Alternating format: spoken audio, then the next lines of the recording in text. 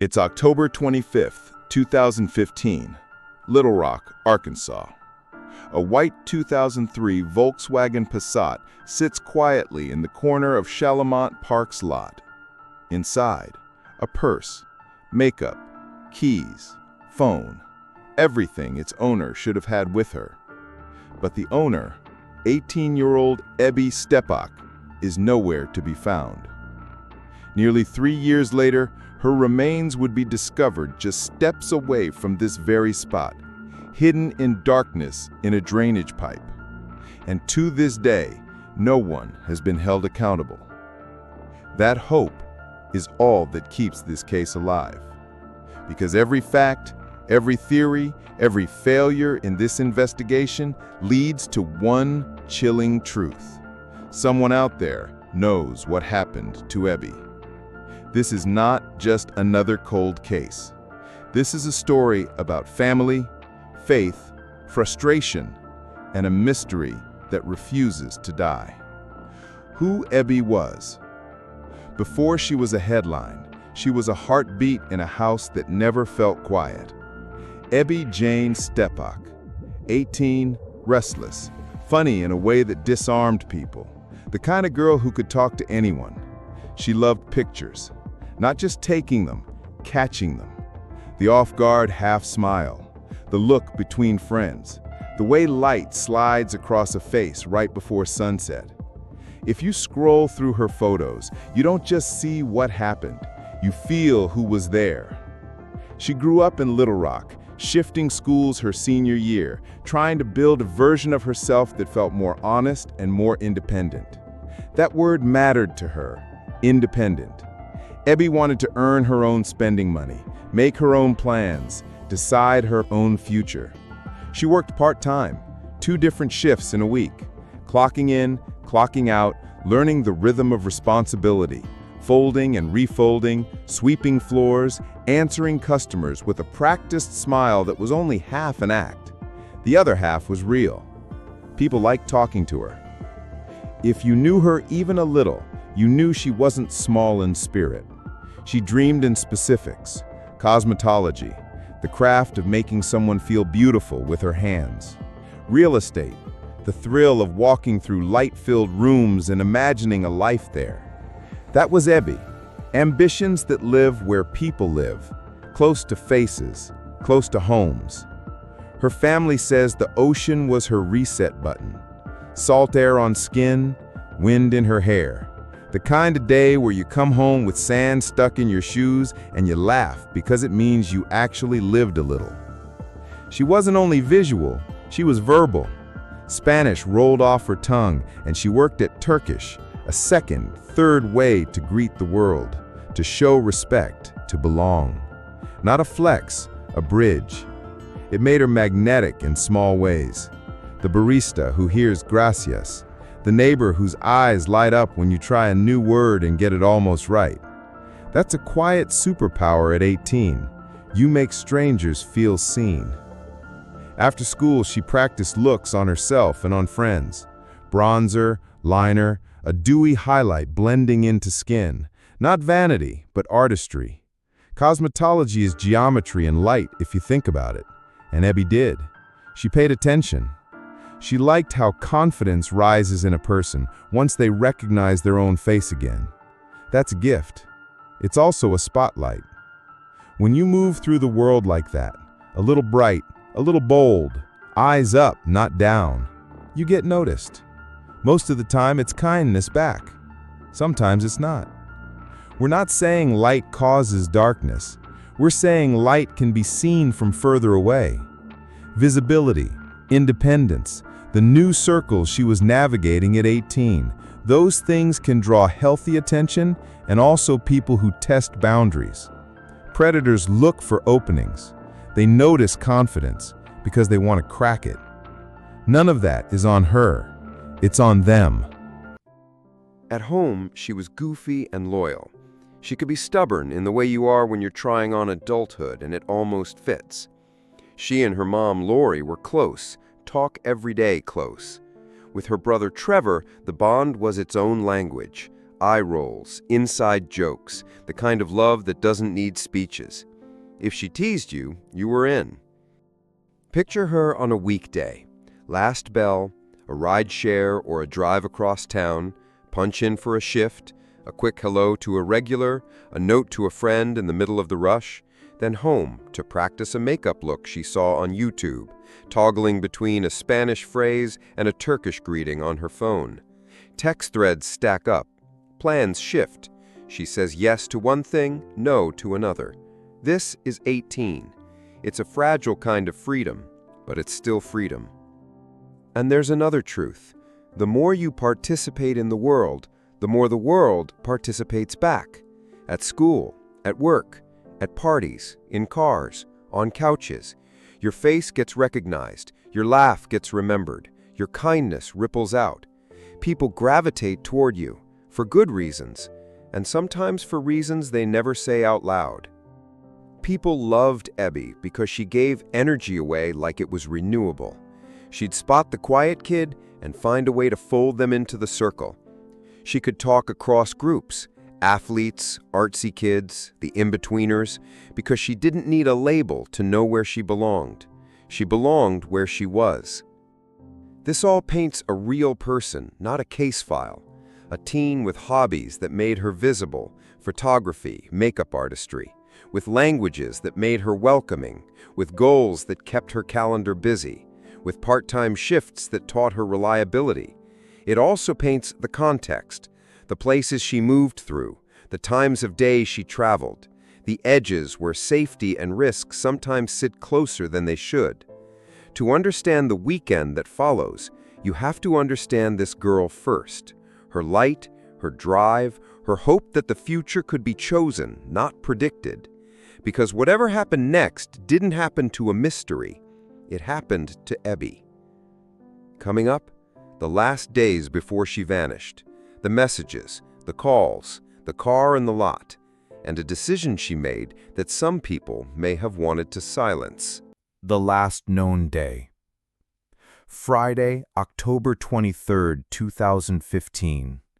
For Ebby Steppach, it starts like a lot of Fridays. Movement, plans, the magnetic pull of friends. But by the end of this weekend, she will vanish. And somewhere in these 72 hours, the truth hides. That Friday night, Ebby goes to a house party. Different sources name different details, but one fact is consistent.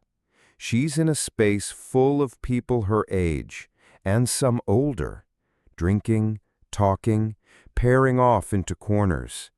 Music low enough to hear laughter, but loud enough to make whispered conversations private. We know this. Sometime during or after that night, Ebby tells a friend she was sexually assaulted, not by one person, but by multiple. A group. She's clear. She wants to go to the police. She even names who she says was involved. The next day, Saturday, October 24th, her movements are a mix of ordinary and urgent. She sees friends, drifts between houses, sends messages that jump between casual and intense. Sometime in the afternoon, she drives her 2003 Volkswagen Passat, white, worn in places, comfortable like a favorite hoodie. The back seat carries little fragments of her week, makeup bag, purse, schoolwork, a personal world on wheels. She contacts her stepfather, Michael, saying she needs to talk about what happened, about the assault. Michael says they should meet up, but they don't. Instead, her day bends in a new direction. She tells him she's at a park, but she doesn't name which one. That evening, she calls her mother Lori, and Lori remembers something was off. The way her daughter's voice moved, a pacing underneath it. It wasn't the words, it was the weight, the breath between them. Lori asks where she is. Ebby doesn't say. The call ends. Hours later, her phone pings near Chalamont Park, a small neighborhood park in West Little Rock. Baseball fields, a playground, a stretch of trees that in daylight look harmless. But at night, the lamps are few and shadows collect in corners. If you're there after hours, you're either meeting someone or you don't want to be found. By Sunday morning, October 25th, Ebby isn't answering her phone. Her family doesn't know where she is. Friends aren't sure if she went home, stayed out, or disappeared into some other plan. That afternoon, Michael sees a white Volkswagen Passat in the Chalamont Park parking lot. He doesn't yet know it's hers. When police finally open the car, they find her purse, her makeup, her phone, her keys. Nothing taken, nothing obviously broken. It's as if the driver just stepped out for a moment and never came back. Laurie calls the police, reports her daughter missing. She tells them about the party, the assault claim, the strange phone call. The police response? Cautious. They say maybe Ebby ran away, maybe she's cooling off somewhere. For Laurie, that explanation is impossible. Her daughter wouldn't leave her car like that, wouldn't leave everything behind. The truth was closer than anyone imagined. But for now, in these first hours, it was already slipping further away. Discovery of her car and early investigation. When the white Volkswagen Passat was finally confirmed to be Ebby's, it had already been sitting in Chalamont Park for hours, maybe longer. This is a neighborhood park, modest, tucked into the west side of Little Rock, where families bring kids to play ball, couples walk dogs, and teenagers sneak cigarettes after dark. What they found inside told a story, but not a complete one. The purse, the phone, her makeup, still there. Not tossed, not rifled through. The keys hadn't been flung into the grass or left in the ignition. It didn't look like a car stolen and abandoned. It looked like a car someone intended to return to, but didn't. Chalamont isn't sprawling. From the lot, you can see the fields and playground in one direction, dense trees in another. Beyond those trees, a drainage system, concrete tunnels running under the park, wide enough for a person to crouch through. In daylight, you think nothing of it. At night, those shadows can feel bottomless. Police process the car. They take note of the items inside, but there's no visible sign of a struggle. No broken glass, no blood, no obvious damage. Without that, and without Ebby in sight, they mark her as a missing person, not necessarily in danger. Laurie and Michael disagree immediately. Their daughter wouldn't just walk away from her car, not with her phone, her purse, her keys left behind. While official efforts begin slowly, the families start searching themselves. Laurie and volunteers comb the park, on foot, with flashlights, calling her name. They search the tree line, the fields, even near the drainage openings. They don't know yet how close they are. In every disappearance, the location becomes a kind of character. Chalamont Park is open, exposed, but it also has edges, pockets where you can be unseen in seconds. A parking lot visible from the road, and a stretch of woods that swallows sound. This duality, open yet concealing, is why the park will haunt this story for years to come. Those first 48 hours in a missing person case are critical. Leads are freshest, memories clearest, evidence most recoverable. But in Ebby's case, the urgency never fully clicked in those opening hours. Somewhere in this park, there was an answer. But that answer would remain hidden for nearly 3 years. The search, missed opportunities, and the 3-year gap. When a person vanishes, the first days are everything. Evidence is fresh. Memories are sharp. Leads can still be chased on foot. But in Ebby's case, the first days were where the cracks began. From the moment her family learned the car in Chalamont Park was hers, they couldn't stay still. Lori, Michael, her brother Trevor, they all began walking the park, calling her name. They carried flashlights into the wooded edges, searched around the playground, traced the gravel path down to the culvert openings. These were not professional grid searches, no formal lines of volunteers. This was a mother, a stepfather, a brother, scanning tree lines by instinct, trying to will their daughter into view. Lori said those words to reporters years later, but in those first hours, she says she already felt the weight in her bones. Police documented the scene, but without signs of violence in or around the car, no blood, no broken windows, they didn't classify Ebby as in immediate danger. The missing person case was open, yes, but it didn't have the urgency Lori expected. Officers told her teenagers leave home sometimes, they cool off, they come back, and until they saw hard proof of foul play, their resources would remain measured. Chalamont Park isn't large, but it has blind spots. A single row of lamps in the lot, a tree line that hides more than it reveals, and underneath, a drainage system, concrete culverts wide enough for a person to crawl into. Cold, damp, the kind of place you'd never linger without a reason. In the first searches, police looked near these openings, but didn't go far inside. They called it too dangerous without proper equipment. Lori would replay that fact for years. The thought that somewhere, just out of reach, her daughter might have been waiting to be found. Weeks became months. The seasons shifted. The park emptied as winter set in. The fields left to frost and rain. Lori kept returning, sometimes with friends, sometimes alone. She walked the same loops, from the lot to the trees, from the culvert mouth back to the swings.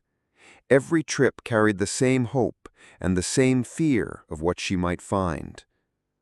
Meanwhile, rumors began to spread. Some said she had run away to avoid testifying about the assault she'd described. Others whispered that people from the party had silenced her.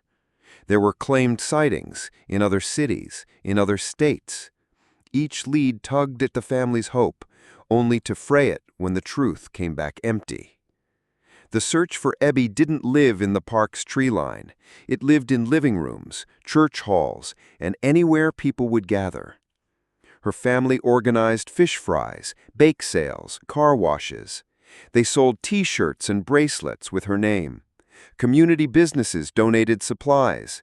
Neighbors gave cash. Over the years, thousands of dollars were raised. Every cent meant for flyers, billboards, and travel costs to chase down leads. Billboards along Arkansas highways bore her face. At night, the glow of her photo lit up the asphalt, a reminder to every driver that a girl from their own city had vanished and her case was still unsolved. In the true crime world, podcasts became an unlikely but powerful lifeline. Lori appeared on The Vanished podcast, episode 69, in March 2017, a full hour-long conversation walking listeners through Ebby's last days, the discovery of her car, and the gaps in the investigation. That episode was downloaded thousands of times, reaching ears far outside Little Rock. And in the comments, strangers from other states offered tips, theories, and sometimes just empathy. Later, Ebby's case was revisited in the Vanished podcast's follow-ups and covered in narrative form by the investigative series Hell and Gone, which devoted multiple segments to her disappearance, each one reigniting online discussion. These shows didn't just tell her story, they gave it legs, carrying it into cars, kitchens, and earbuds in places the family could never have reached on their own. Lori's determination took Ebby's case to national television. On Dr. Phil, she sat across from the host and a panel of experts, laying out the timeline, the suspects, the frustration with early police work.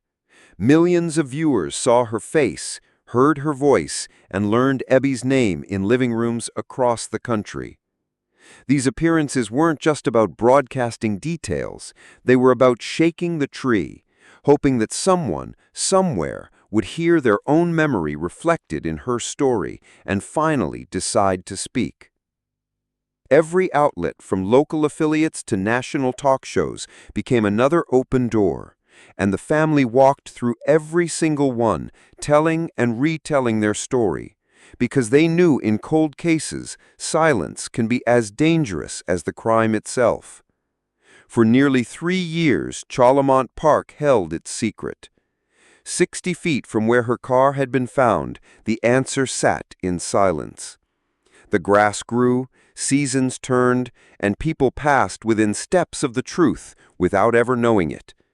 And then, in May 2018, the silence broke. The discovery of her remains. 2 years, 6 months, and some days after Ebby's car was found here, the park would give up its secret. In May of 2018, a group of workers were inspecting part of the park's drainage system. This wasn't a search for Ebby, just routine maintenance. The pipes here run low and wide, connecting under the park, carrying stormwater out to the street. One of them spotted something at the edge of the darkness, something that didn't belong. 60 feet, that's all.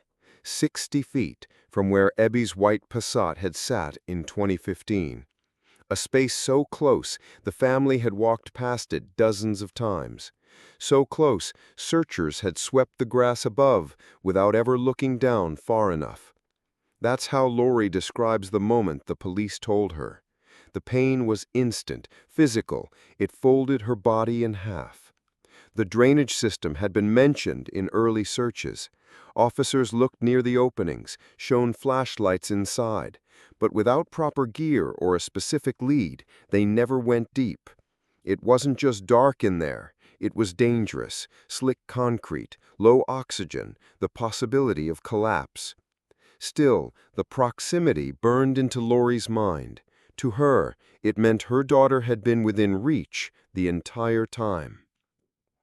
Skeletal remains were carefully recovered and sent for testing. In days, DNA confirmed what Lori already knew in her heart. It was Ebby. Along with her remains, investigators found some of her belongings, though what exactly was recovered hasn't been fully disclosed to the public. For almost 3 years, children played in this park. Couples walked their dogs. Runners circled the lot. All while the girl everyone was looking for lay just beneath their feet. There was relief in the knowing, but knowing doesn't erase the loss or the questions. Her body had been found, but her story was still missing pieces, and the people who might hold those pieces had yet to come forward. Theories and unanswered questions. By the time Ebby was laid to rest, her family had answers to only one question: where she was. But the bigger question, the one that keeps her case in cold files and open wounds, is how she got there and why. The theory most often whispered and sometimes shouted is the one Ebby herself gave voice to before she disappeared: that she had been sexually assaulted by multiple people at a party. She told friends she wanted to confront them, even go to the police. If that's true, it gave motive to silence her. But there are problems. No arrest has been made, no public confirmation from police that the accused were ever thoroughly interrogated. And over time, memories shift, stories change, and fear takes root. If someone you knew was about to expose you, how far would you go to stop them? Police initially entertained another possibility, that Ebby, overwhelmed by events, decided to disappear, at least for a while.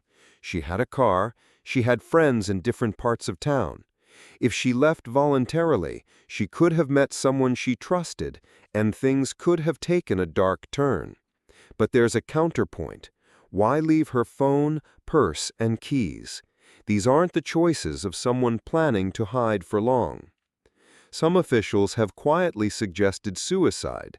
The reasoning, her distress after the party, the sudden drop-off in communication, and the secluded location. But Lori rejects this completely. Her daughter was making plans. She had shifts to work, people to see. And if she had chosen to take her own life, how would her remains end up hidden inside a drainage system 60 feet from her car without being found in multiple sweeps? Another possibility is that Ebby came to Chalamont Park to meet someone or even to be alone and crossed paths with the wrong person. The park is accessible from multiple roads. At night, it's quiet enough that a single vehicle entering the lot would stand out, but a single vehicle leaving wouldn't raise an eyebrow. A stranger could have overpowered her, moved her into the drainage system, and left before anyone noticed. We don't know exactly what was found with her remains. We don't know whether her cause of death could be determined after so much time. We don't know if DNA from another person was present or if it was tested. These gaps are why her case remains officially unsolved. In 2025, the Arkansas Attorney General's Cold Case Unit announced they were reviewing Ebby's case, offering new hope to the family. It's a reminder that even after nearly a decade, a case can breathe again. But hope doesn't erase time lost. Theories can circle forever. The truth is only one version, sitting just out of reach. And until someone speaks, Ebby's story will remain unfinished. Ebby Jane Steppach was more than a case number, more than the words "Unsolved" stamped on a file. She was a daughter, a sister, a friend. She was 18, chasing her independence with the same energy she used to make others feel seen. Lori's plea has echoed for years, through news interviews, vigils, podcasts, and quiet moments at home. The message has never changed. Finding her remains brought a measure of closure, but not the kind that comes with justice. The kind that lets you finally lay flowers where you know they'll reach. If you have any information about the disappearance and death of Ebby Steppach, no matter how small it might seem, contact the Arkansas Attorney General's Cold Case Unit. Sometimes the missing piece is a sentence, a memory, or a name you've been holding on to. If you've watched this far, keep Ebby's name alive. Share her story. Talk about her. Post her photo. Someone out there has the answer, and they might not even know it yet. This isn't the end of her story. It's just where we leave it. For now, until the truth steps forward. And if you want to hear more stories that deserve to be told, hit subscribe, tap the like button, and turn on notifications. Because the more eyes on cases like this, the harder it is for the truth to stay hidden.